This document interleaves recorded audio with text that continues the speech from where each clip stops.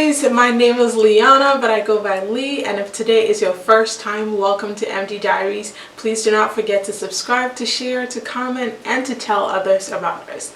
Anyways, for today's video, I'm going to go straight into the point, and we're going to be talking about how I got into med school and how you can increase your chances of getting into med school too. Already being in med school for like 2 years and having friends in the admissions committees of various institutions, I think I have some idea on some things that can help you become a stronger applicant and boost your chances of getting into med school. Now, before we get into the video, I do want to say that I understand that we all have different paths to medicine. I went straight into med school from undergrad. We have non-trads, we have people who take gap years, so it's totally fine. These are general things that I've noticed that will help increase your chances of getting in. So you don't necessarily have to share my experience or my path to use the advice that I'm going to be sharing today. So I'm basically going to be talking about about 8 things that I think you need to be able to increase your chances, and then I'm going to speak about my personal experience at the end of the video. So let's get into it. So the first thing we're going to be talking about is your majors in undergrad. I have heard a lot of people say that you need to have a pre-med major to be able to get into med school, and I do want to correct that idea and say that that is not true. You do not need a pre-med major to be able to get into med school. In my current class, I have people who did engineering, I have people who did finance, business, accounting, arts. Anything you want to do or anything you have an interest in, you can major in your undergrad. The only thing is that med schools prefer or need you to have some classes taken before you come in. Usually these classes are general chemistry, general biology 1 and 2, organic chemistry, physics, stats, and sometimes calc. But I want you to know that each school differs by their requirements that it needed to have. So you need to know the kind of school you want to attend and the requirements you need to fulfill. Even that aside, again, you do not need a pre-med major to be able to get into med school. Just major in whatever you find interesting and what you think you can survive with as you go through med school. Because if you think a pre-med major is not going to help you or you're not interested in it, it's totally fine. Some people also figure out that they like medicine at the end of the journey, and that's fine. You can always get in with whatever major you have. The second thing I want to talk about is your grades and your MCAT scores. Now, your grades and your MCAT scores can make or break it, at least to the interview point, right? When you submit your applications, just like everybody else, schools are trying to filter out because they get thousands of people applying. So usually what they use to filter out is your grades, your GPA, and sometimes your personal statement. Now, after the point of the interview, your grades and your GPA does not matter. But before that, this can really help either get you an interview or get you denied, right? So you want to make sure that you are actually taking your time to study and pay attention in class. Now, you don't necessarily have to have top scores in both, like your GPA and your MCAT. You can have a high GPA and have, a little bit of a low MCAT and still get admissions to med school. And that's because your whole application matters, right? But I think your GPA really matters more than your MCAT score, because your MCAT is just an exam taken one day, an 8-hour exam, and your GPA usually is accumulation of like 4 years in undergrad. So GPA speaks a lot more in my personal experience than your MCAT, because I've seen a lot of people get into med school with MCAT scores less than 500, right? But your GPA tells a lot, so you do want to make sure that you're paying attention in class and doing what you have to do to be able to score high, because this really matters, at least to the interview point of your application process. For the non-trads, when it comes to the GPA, or even for undergrad students who have finished, if you find that your GPA is pretty low, all you can do is attend some post-bac programs that can help you boost your GPA, and they can help you also gain admissions into your dream med school. The next thing we're going to be talking about is shadowing. I really want people to understand that med schools don't want you to shadow just because they want you to do it, but they actually want you to shadow because they want to help you in the process. Now, shadowing exposes you to what the doctors do in their day-to-day activities. It also helps you to know if medicine is actually for you, right? The field of medicine, or at least medical school, is time-consuming, it's hard, it's a lot, you have to give up things. there's so much that goes into it, right? So they want you to know that actually this is for you, or this is something that you can do. I've had friends who have shadowed physicians and they just knew that, okay, medicine is not for me, I can't do this. And that's the process that med schools want you to go through. They want you to shadow and figure out if this is something that you think you can see yourself doing for the rest of your life, because if you commit to it, it's really hard. There's like a lot of things that goes into it when you get into med school and you're like, I don't want to do it again. It's a hard decision to make. There's a lot of things you have to consider. It's like a whole lot. So they want you to know if you really want this before you commit yourself to it, which is why shadowing is important to med schools. It's not because they just want it, but I want you to know for yourself that you're sure that this is the path you want to take. So shadowing is very important.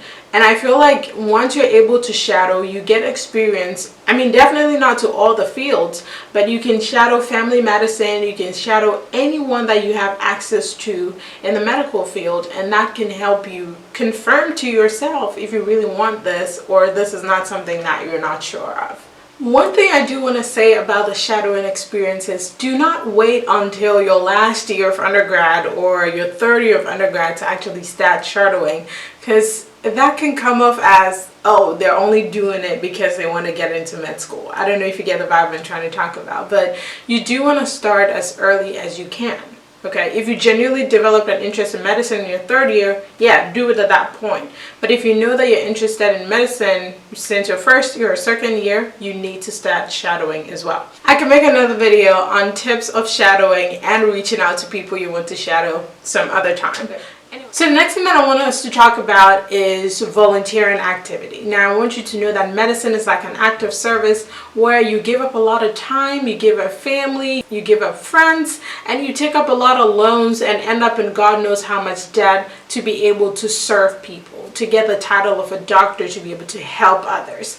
And through volunteering, med schools are able to assess that, okay, you really have what it takes, and you're willing to sacrifice or to be helpful or beneficial to other people in society. So that's also very important in being able to communicate your interest to medical schools without actually voicing it out that, hey, like I sacrifice for people. Your volunteering experience is going to speak for you, right? And being able to tell that you actually have what it takes in terms of sacrifice to be able to dedicate yourself to help others.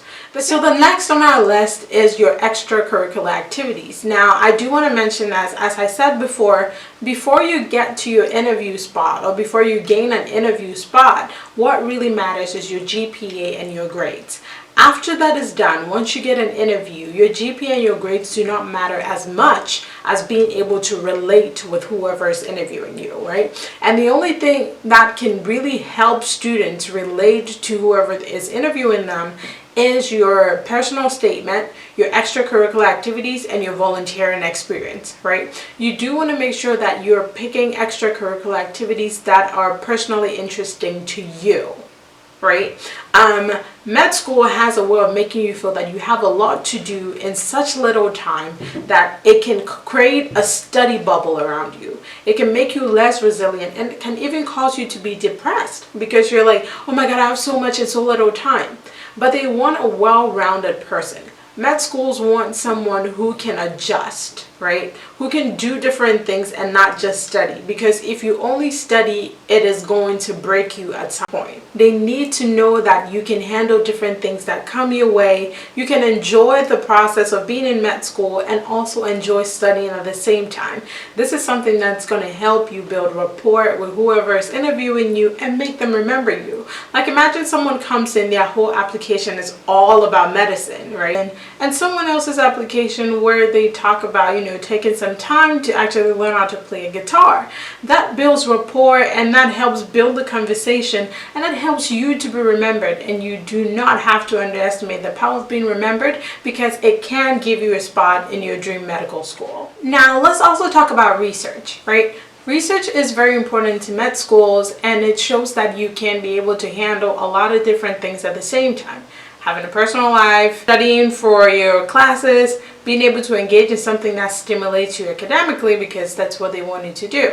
So research, you can easily have this. You can just email your college professors. You don't need to be doing something really grand like being the first author on the paper or whatever it is, but you just need to have some research that shows that you are actively engaging in medical literature, because that's what you're going to be doing a lot when it comes to medicine. As doctors, you don't just stop studying. You're studying every time, and it also includes being able to read and understand the literature that comes out. So research helps you to be able to do that.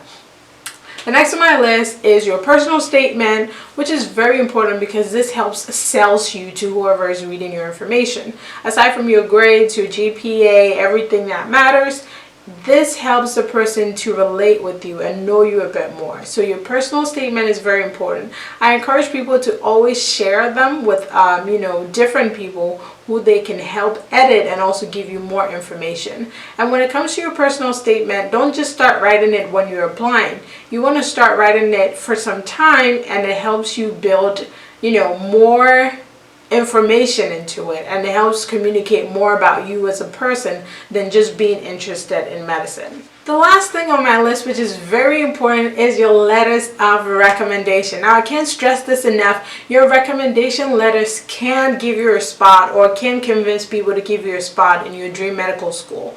Don't just ask anyone for letters of recommendation. When you're asking someone for a letter of recommendation, make sure that you know them and they know you, because a general recommendation letter is going to hurt you than help you.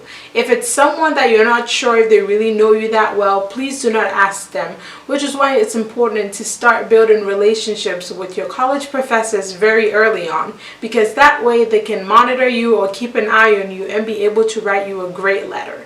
Again, don't just ask anyone. I'll be making more videos on who to ask for letters of recommendation and the timeline for it. Okay, so that was basically a summary of all the things you need to know or you need to have. Well, I wouldn't say you need to have everything, but all the things that usually a lot of people focus on, or things that can make you a stronger applicant to be able to get into your med school. When it comes to my personal journey, for those of you who do not know, I am originally from Ghana. I moved here in 2017, right after finishing my high school education. So when I came here, I started with a community college, Montgomery College, in my neighborhood, and I went there for 2 years for my associate's degree in biology. From there, I went to Dickinson College for my bachelor's degree in biochemistry and molecular biology, and that's where I applied to med school. So when I transferred to Dickinson, I was a 30 student. I didn't have a lot of research then, so I spent a lot of time getting to know the professors in the science department, and also spent my summer there where I was basically studying and shadowing the professors, because I wanted to get access to their labs. So I spoke to them, told them about my interest in medicine, and that's where I started my research and getting to know them, and also told them at that point that I would need letters of recommendations from them. So I would like if they could keep an eye on me and help me build a great letter of recommendation. So that's how I was able to get that. When it comes to shadowing, I volunteered in a nursing home that was in my neighborhood.